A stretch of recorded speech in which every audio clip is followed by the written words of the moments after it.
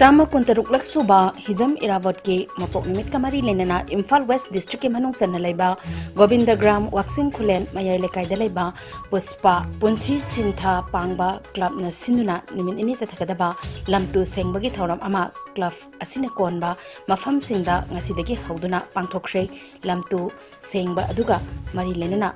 Puspa Club ki Secretary General Tongram Herozitna, Fongdurakiba, Wafam Kara. Ngasi pangthokjariba session service asi miyamgi muslim puren ubiramba yam irabot mahaki mapok numit ka mari leinana hoina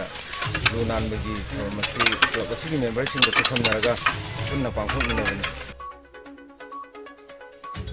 Nakanamaromda Lamyanba Hizam Irabot ki Chama Kuntaruk Suba Mapok Numin Thorok Ngamari Lenana District Administration Thobal na Sinduna Manipuri Itihas ka sagonariba Khongjong War Memorial Complex tangasi Mega Social Service Camp ama pangthokre ngasi angan ba ayuk tagi hauduna pangthokiba Mega Social Service Camp adu DC Thobal Anthem Subas IAS na lusingduna district asida leriba tongan ba department singi official sing staff sing yauna Memorial Complex aduge akoibada department singi area sing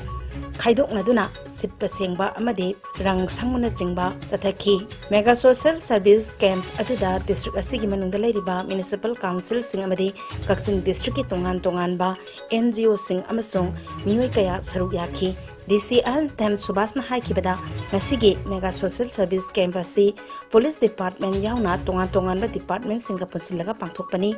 Social Service Camp aduda sitpa sengbata natana Rang sangbana jingba tauduna Memorial Complex asigi anoba masak ama ohennaba hotnabani district asigi amadi Kaksing district tagi yauna punna volunteers samanga henbana saru yari haraduna Thaubalgi Chamber of Commerce amadi Kaksing dagi NGO sing amadi secretariat laiba tongan ba miyoi singsu laktuna saru yabirababu disina thagat pafongdokhi thormaduga mari lenana MLA Paunam Brojana Fongdokibada Chief Minister gi paktak matung inna ekhoigi ipa ipu singi khobam oiriba mafam asida district administration sinduna Manipura ahan boina yamna chawba social service camp ama Silamba asi ubada Chief Minister su soidana apen bahibadu oiragani mafam asing asidagi yamna fajaba mawongda uba fanglagani fongdokhi Hizam Irabot ki mapok monsu oiba yamna kai nungaiba sunu numida sida khoina su district administration na sinbiraga Manipur da ahan bo oiba mawongda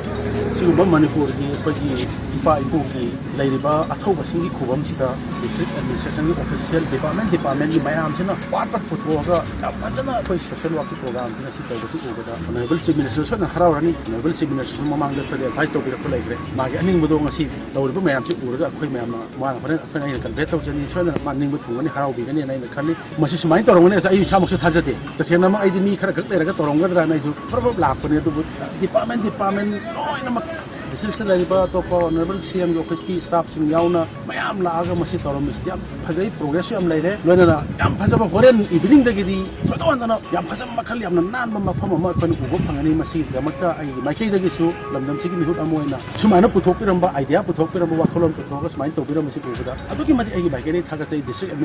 administration mu thaga chai masi pokta pire honorable CM mu ai le thaga chai